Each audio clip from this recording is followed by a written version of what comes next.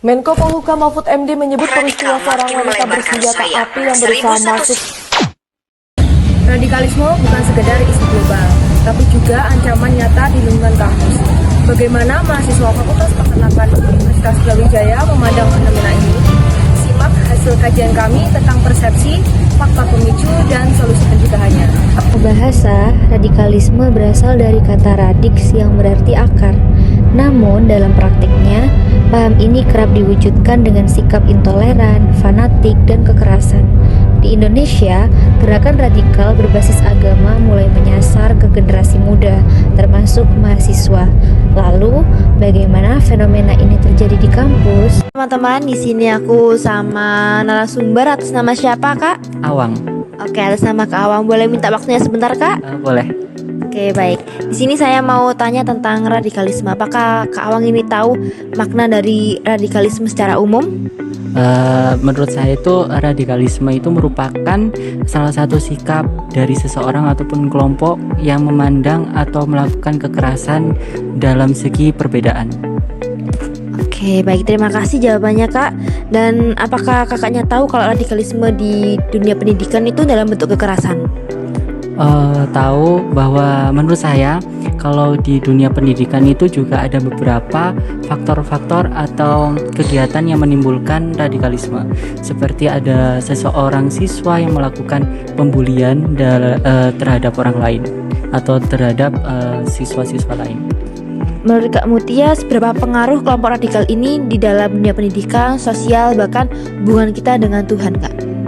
Radikalisme ini sangat berpengaruh sekali ya, apalagi tentang hubungan kita dengan sesama atau hubungan sosial kita, karena radikalisme ini bisa merubah sifat seseorang, kemudian juga pengaruhnya itu juga sangat besar. Apalagi ketika contohnya ketika kita menyampaikan pendapat, kemudian kita itu diserang karena kita berbeda dari yang lain. Ketika kita ingin berbeda, nah itu kita diserang seperti kayak radikalisme seperti itu. Jadi itu kan bisa merusak kepercayaan diri atau mungkin bisa merubah pola pikir seseorang juga. Pemahaman agama yang sempit, krisis identitas, dan pengaruh media sosial. Survei kami menunjukkan 48% mahasiswa Fakultas Peternakan menyadari adanya kelompok radikal di Indonesia. Tantangannya adalah bagaimana mencegah paham radikalisme ini menyebar di lingkungan akademik yang seharusnya mengedepankan toleransi. Berdasarkan hasil kuesioner yang telah kami sebar kepada mahasiswa dan juga mahasiswa Fakultas Peternakan Universitas Brawijaya, terdapat 96% mahasiswa memiliki persepsi positif terhadap bahaya radikalisme.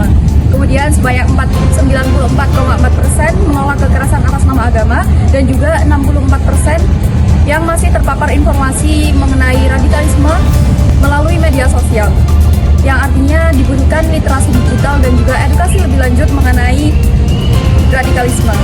Untuk solusi pencegahan, di sini kami memberikan 5 solusi. Yang pertama ada tentang literasi keagamaan dan sosial, melalui seminar, pelatihan, dan mata kuliah yang menanamkan nilai-nilai toleransi serta keberagaman mahasiswa dapat membekali dirinya.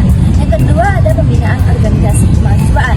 Organisasi mahasiswa harus diawasi dan diarahkan agar tidak menjadi saran penyebaran ideologi radikal. Yang ketiga ada kurikulum anti radikalisme.